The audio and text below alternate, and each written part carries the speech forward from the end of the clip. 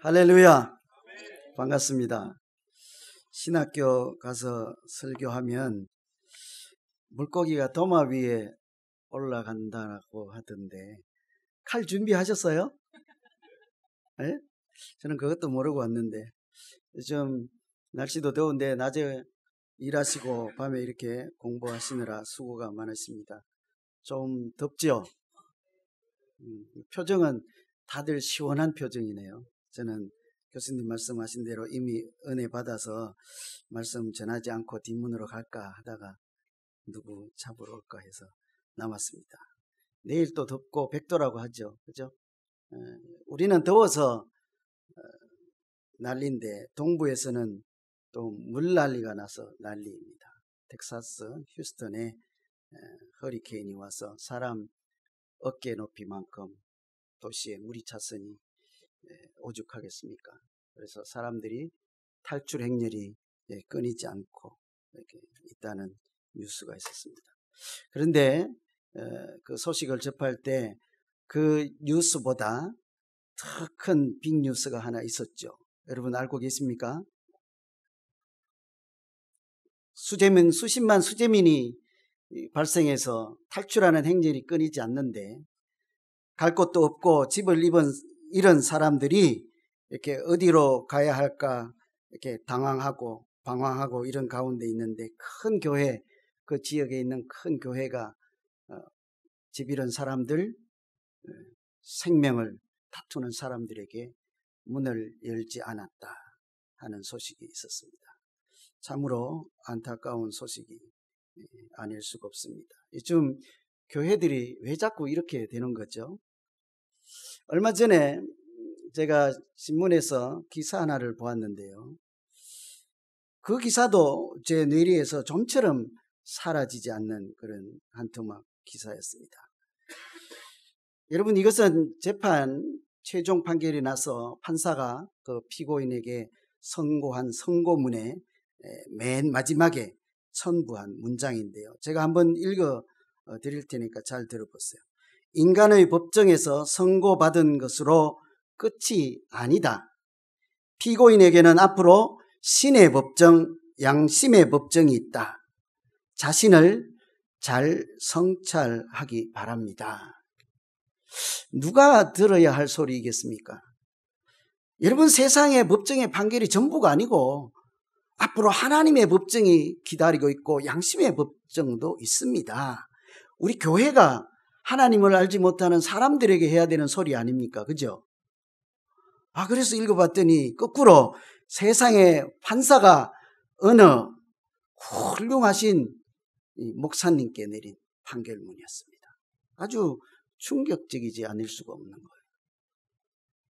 얼마나 하나님을 믿는 사람들, 그것도 총회장까지 했던 사람이 세상 법정이 전부인 줄 알고 거기서 변명하고 구차한 변명을 이렇게 중단하지 않자 이 답답한 판사가 하는 말이 이것이 다가 아니고 신의 법정도 있다는 것을 왜 모르느냐, 이런 얘기를 한 거죠.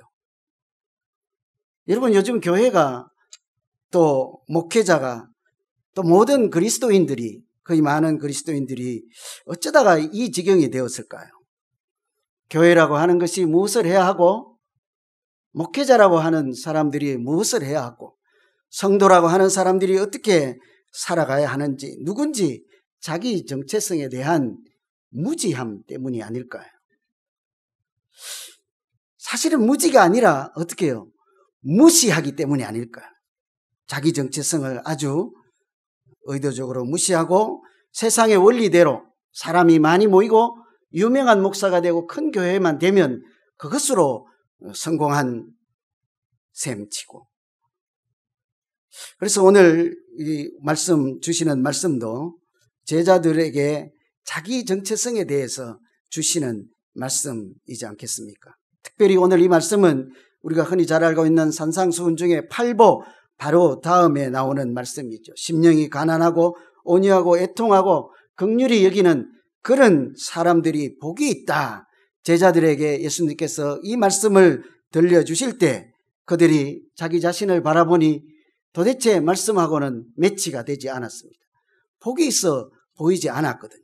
그들은 세상 가운데서도 못 배우고 가난하고 소외된 사람이고 잘난 사람들에게 얻어맞는 그런 사람들이잖아요. 그러니까 예수님께서 너희가 빛이다 소금이다 한들, 아니 심령이 가난하고 이런 사람들이 너희가 바로 복이 있는 사람들이다 한들 그게 가슴에 들어오지 않았던 것이죠.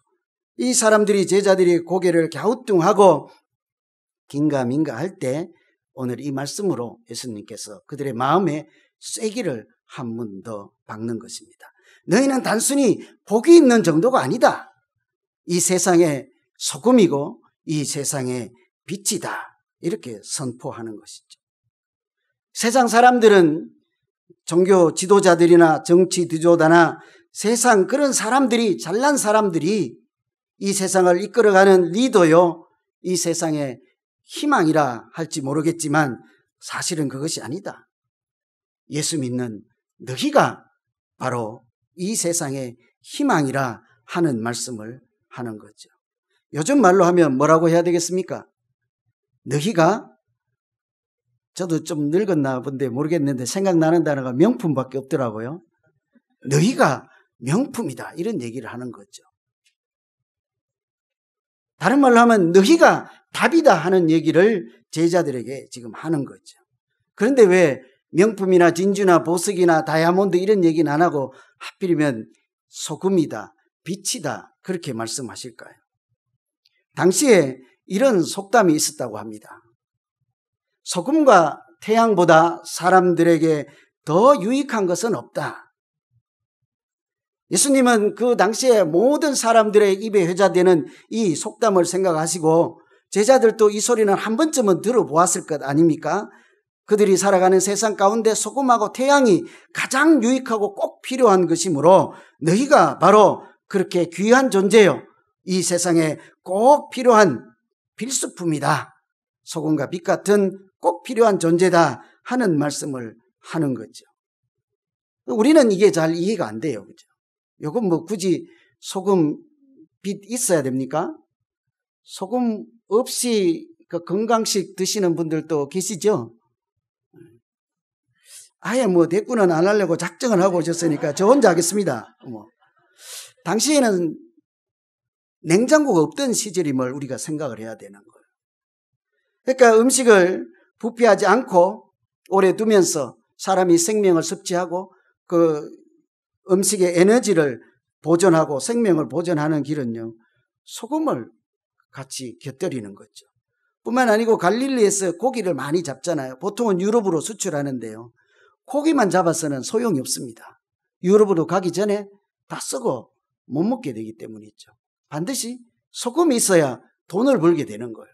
그러니까 돈 버시려면 생선도 있어야 되지만 소금도 같이 있어야 되는 거예요. 그러니까 얼마나 그들에게 절실히 필요한 것이겠습니까? 빛은 어떻습니까, 여러분? 빛은 어둠에 있는 사람들에게 길을 안내할 때 꼭 필요한 것이 빛이지요. 그래서 바닷가에 등대도 있고 하지 않습니까? 뿐만 아니고요, 식물이나 동물이나 다 같이 빛이 없으면 살 수가 없는 거죠.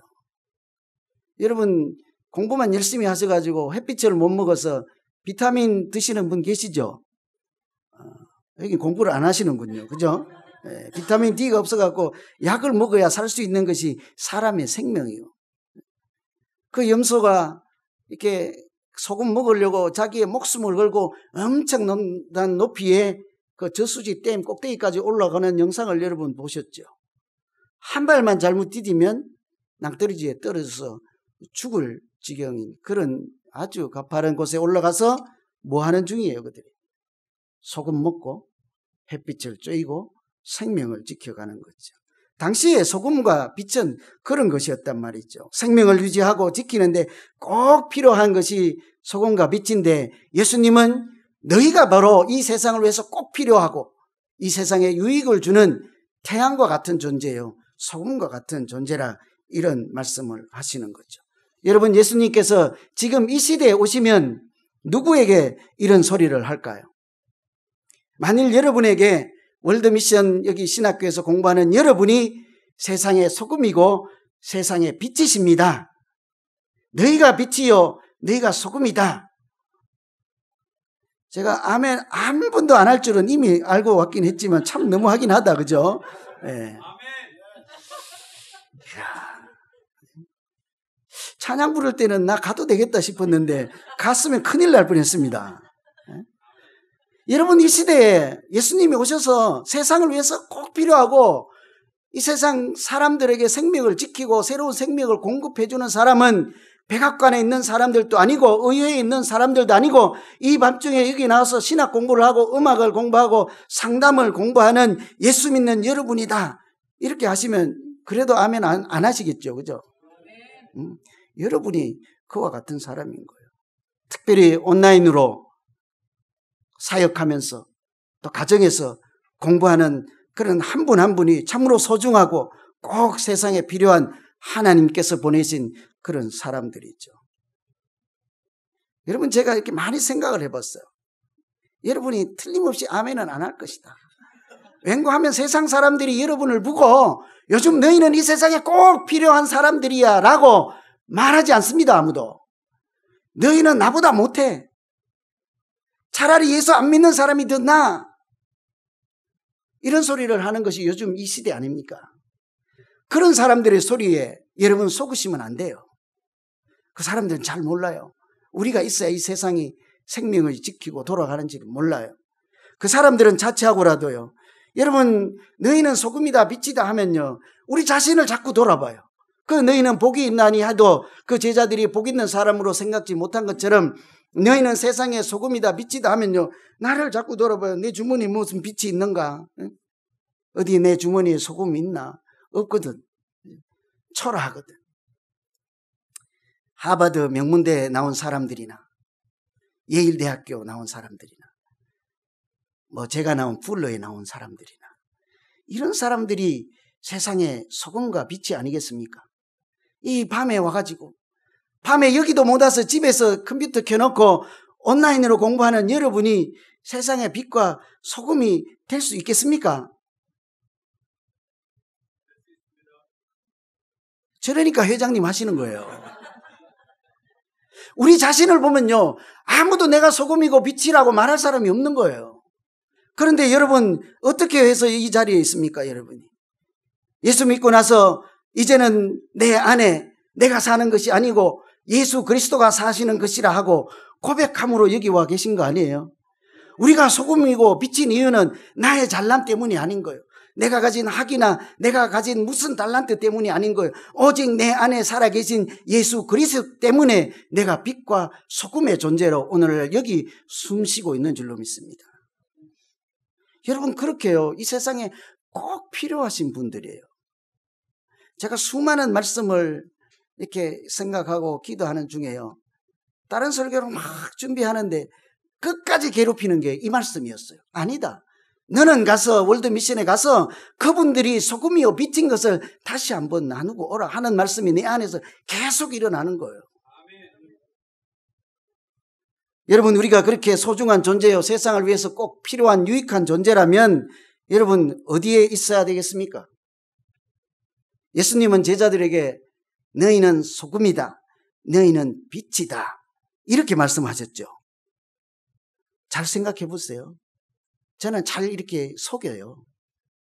예수님께서 제자들에게 너희는 빛이다, 너희는 소금이다 그랬습니까? 너희는 세상의 빛이다, 너희는 세상의 소금이다 그렇게 말씀하셨습니까? 세상의 소금인 거예요. 세상의 빛인 거예요. 소금과 빛은요, 제 위치에 있어야 제 기능을 발휘하고 쓸모가 있는 거예요. 소금이 만일 여기 바닥에 떨어져서 녹아버리면요, 그런 것을 낭비라고 해요. 두 말로 낭비. 아무 쓸데기 없는 거예요. 특별히 오늘 여기 보면 소금이 맛을 잃는다 이렇잖아요. 소금 바위 덩어리란 말이죠.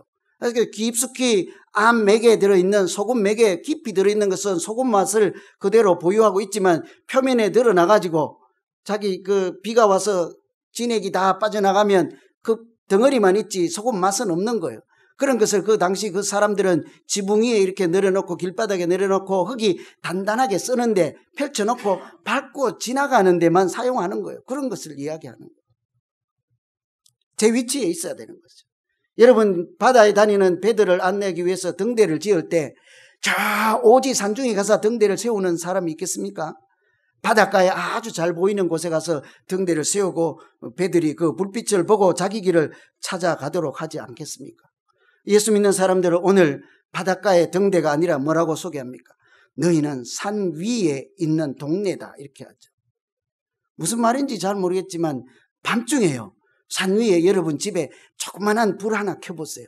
그 빛이 얼마나 멀리 퍼져갑니까? 온 세상이 깜깜한 세상 가운데 산 위에 있는 조그만 집에서 나오는 한 줄기 빛은요, 저기 사람이 살고 있다 하는 소리를 엄청난 웅변으로 세상에 얘기하는 거죠. 우리가 바로 그런 존재라는 거예요.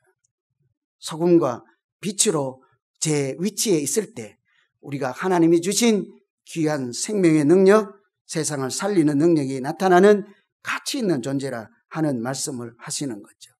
여러분, 예수님께서는 베들레헴에서 태어나시고 성전이 있는 예루살렘에서 사역하지 않고 왜 저 멀리 갈릴리에 가서 이렇게 사역을 하셨습니까?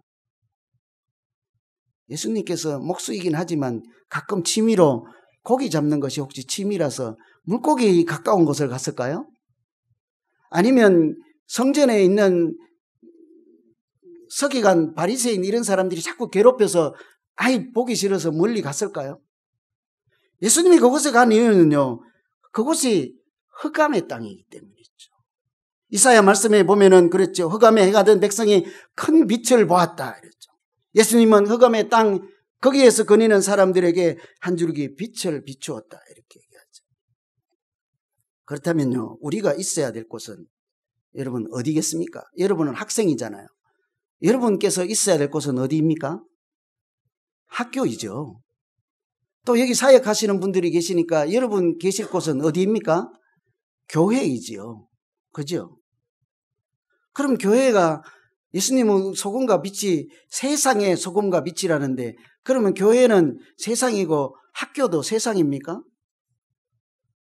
여기는 여러분이 잠시 있어야 되는 것이에요. 학교 다니다 보면 학교에만 늘 사는 사람들 있죠. 공부 잘하려고 하는지 모르지만 갈 데가 없어서 그런지만 자나깨나 학교에 있는 분들이 계세요. 교회에 있어 보면요, 집에도 안 가고 교회만 사는 사람들이 있어요. 목사님 빼고, 목회자들 빼고.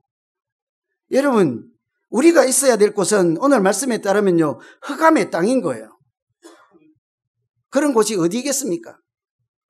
여러분 가정에 있을지라도 그곳에 하나님을 알지 못하고 하나님의 은혜가 필요한 사람, 하나님의 생명이 공급되어야만 숨을 쉴 수 있는 사람들이 있으면 그것도 세상인 거예요.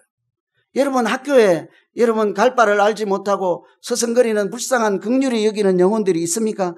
그러면 학교에 계속 계셔도 돼요. 그러나 여러분처럼 성령이 충만해서 나는 소금이요 빛이라 하는 자아인식과 자기 정체성이 확실한 사람은요, 여기 계속 있을 필요가 없는 거예요. 어디로 가야 합니까? 세상에 소금과 빛이 될 수 있는 곳으로 가야 되는 거죠. 큰 교회가 홍수가 나서 생명을 다투는 사람들이 울부짖고 있는 그런 자리에 문을 열지 않으면 그곳이 세상인 줄 모르고 지금 문을 닫고 있는 거예요. 우리가 그렇게 살아갈 수가 있습니다. 그렇다고 하면 우리가 꼭 필요로 하는 그런 세상 속에 가서 어떻게 살아가야 하겠습니까? 오늘 말씀에 따르면 16절에 보면 착한 행실로 살아가야 한다 이렇게 얘기하죠. 너희는 빛이 사람 앞에 비치게 하라 이렇게 얘기하죠. 착하다. 제가 여기 와서 인상을 보니까요, 여러분은 착하디 착한 분들만 뽑아 놓으신 것 같아요. 교수님들께서 면접 보실 때 착한 분들을 기준으로 뽑지 않았나 할 정도로 선한 얼굴 갖고 계신 분들이 많아요. 우리가 착한 행실로 살아라 이렇게 얘기하면요, 착한 행실로 너희 빛을 사람 앞에 비추라 이렇게 하면 지금 말씀드린 것처럼 선하고 도덕적으로 착하게 살아야 한다 이렇게 생각하기가 쉬워요. 불쌍한 사람 보면 돕고 선하고 나쁜 짓 안 하고 거짓말 안 하고 이렇게 살아야 한다 이렇게 생각하기가 쉬워요. 여러분 그것만 갖고는 안 돼요. 사실은 우리보다 더 착하게 사는 사람들이 참 많아요. 제가 감탄하는 사람들이 참 많아요. 옷도 아주 이쁘게 입고 다니는 하얀 옷을 입고 자전거 타고 전도하러 다니는 사람들 보면 얼마나 착한지 몰라요. 여호와의 증인이라고 하는 무리들을 보면요, 얼마나 착한지 몰라요. 뭐 안식일을 지켜야 된다고 하는데 그들을 보면요, 선한 일은 그냥 두 번째 가라 하면 서러운 사람들이에요. 얼마나 착하게 사는지 몰라요. 그들은 착하게 살아야 돼요. 도덕적으로 착하게 살아야 돼요. 왜 그래요? 자기들의 거짓을 감추고 자기들을 포장하려면요, 할 수 있는 것이 착하게 살아야 돼요.